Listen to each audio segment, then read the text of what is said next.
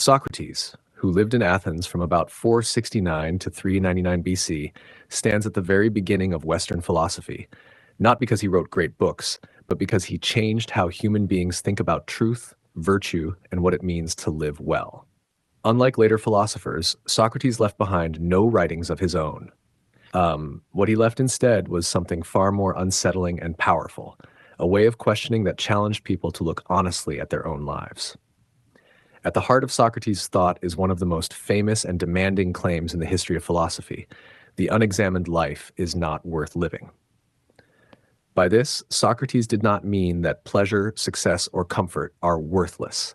He meant that a life lived without reflection, without questioning one's beliefs, desires, and actions, fails to rise to the level of true humanity. A person may be wealthy, admired, or powerful, but if they never ask whether they're just, wise, or good, they are living blindly. Rather than founding a school or lecturing from a platform, Socrates spent his days wandering the streets, marketplaces, and gymnasiums of Athens. He spoke with anyone willing to talk: politicians, poets, craftsmen, soldiers, and especially young people. He asked simple questions. What is justice? What is courage? What is piety? What is wisdom? And again, he discovered that people who were most confident in their answers understood these things the least. Socrates did not claim to possess wisdom himself. In fact, he famously insisted that he was wise only in this sense: he knew that he did not know. His conversations exposed the gap between confidence and understanding, between reputation and truth. This method, later called the Socratic method, involved asking careful logical questions that gently led his conversation partners into contradiction. His goal was not humiliation, but awakening, to replace complacent opinion with a genuine desire for knowledge.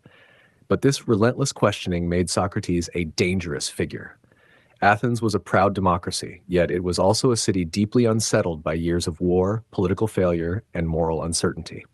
Many powerful citizens resented Socrates because he revealed how fragile their authority really was. Parents worried when their sons returned home questioning traditions that had gone unchallenged for generations. In 399 BC, these tensions came to a head.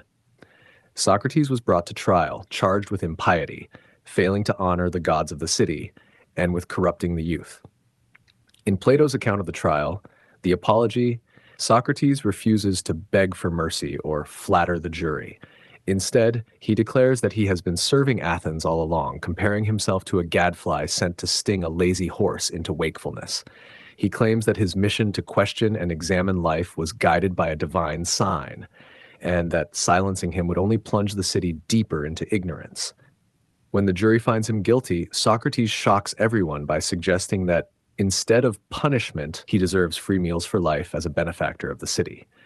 Given the chance to propose an alternative sentence, Socrates refuses to compromise his principles. He is condemned to death by drinking poison hemlock.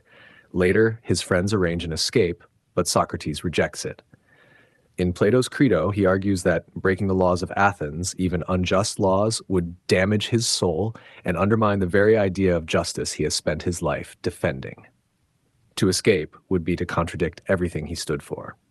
In his final hours, described in the Phaedo, Socrates speaks calmly about the immortality of the soul. He tells his friends that true philosophers spend their lives preparing for death, not by seeking it, but by loosening their attachment to bodily distractions so the mind can pursue truth more clearly.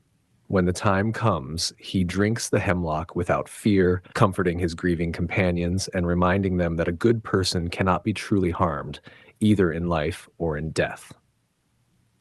Socrates' teachings, preserved through his students, above all Plato, revolve around a radical moral claim that virtue matters more than wealth, reputation, or power, and that the health of the soul is more important than the health of the body.